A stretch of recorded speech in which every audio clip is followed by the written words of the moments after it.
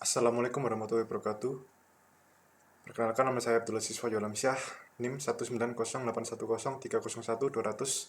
Dan kali ini saya akan menjelaskan tentang rasio solvabilitas PT Telekomunikasi (TPK) untuk tahun 2015 sampai 2019. Nah, di sini pertama-tama kita akan membahas tentang equity. Nah, ini adalah rasio hutang terhadap ekuitas atau rasio keuangan yang membandingkan jumlah hutang ekuitas.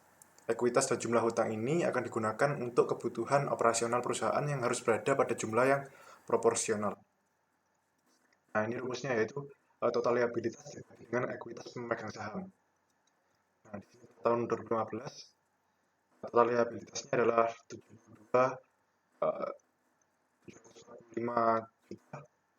Ini jika dalam juta rupiah. Dan kemudian shareholdernya 93 juta. Nah, ini kemudian liabilitas ini dibagi dengan ekuitas pemegang saham.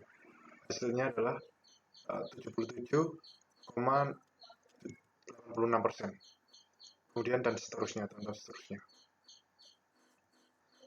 Kemudian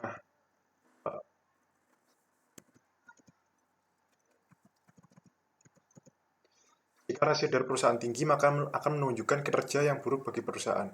Standar industri DAR yaitu sebesar 90%. Dilihat dari tabel yang tadi, yaitu di mana fluktuasi terjadi pada tahun 2015. Nah, di mana pada tahun 2015 yakni sebanyak 13% dari tahun sebelumnya menjadi 77,9%. Kemudian menjadi 72,1% pada tahun 2016. Kemudian rasio DAR pada tahun 2017 mengalami kenaikan yakni menjadi 77%. Kemudian turun lagi menjadi 75%. Kemudian naik menjadi 86,66%. Dari analisis rasio di atas menunjukkan bahwa kinerja keuangan perusahaan selama 5 tahun terakhir berada di bawah standar industri dalam keadaan dapat dikatakan dalam keadaan cukup baik. Kemudian long term debt equity.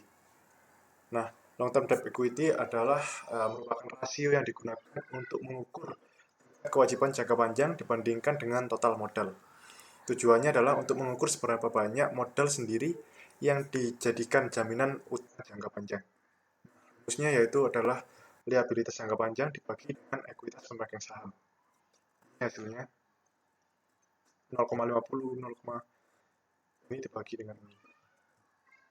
Nah, kemudian kita bisa melihat pada tahun 2015 hasil dari long term equity-nya yaitu 0,50. Nah, pada tahun 2016 mengalami penurunan jadi 0,41. Kemudian naik lagi, kemudian turun, kemudian naik lagi pada tahun 2019. Berdasarkan hasil perhitungan rasio di atas, di sini dapat dilihat semua berada dalam keadaan kurang baik karena berada di bawah standar industri. Kemudian hal ini dikarenakan perusahaan menggunakan modal sendiri lebih kecil daripada menggunakan hutang jangka panjang. Maka dapat disimpulkan kinerja keuangan perusahaan dapat dikatakan dalam keadaan kurang baik karena berada di bawah rata-rata standar industri. Artinya perusahaan memiliki utang jangka panjang sebanyak 0,42 kali dari total modal. Kemudian di sini ada time interest earned. Nah, time interest earned ini adalah rasio yang mengukur kemampuan perusahaan dalam membayar atau menutupi beban bunga di masa yang akan datang. Rasio ini sering digolongkan sebagai salah satu rasio keuangan dalam rasio solvabilitas.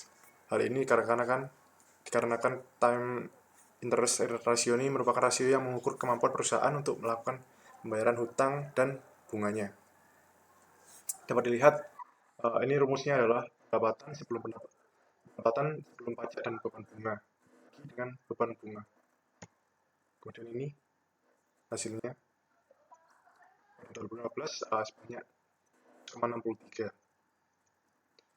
Kemudian pada tahun tahun 2015, kemudian tahun 2016 kembali naik menjadi 13,6 ya, dapat didapatkan, kemudian lagi 15, kemudian turun lagi pada tahun 2019. Dengan melihat rata-rata industri PT Telekomunikasi Indonesia, dapat disimpulkan bahwa kinerja keuangan perusahaan berada dalam keadaan baik. Artinya beban bunga dapat ditutup dari laba sebelum bunga dan pajak, atau dengan kata lain bahwa perusahaan memiliki kemampuan dari laba sebelum bunga dan pajak untuk membayar beban bunga. Dari saya, jika ada salah kata, mohon maaf. Terima kasih.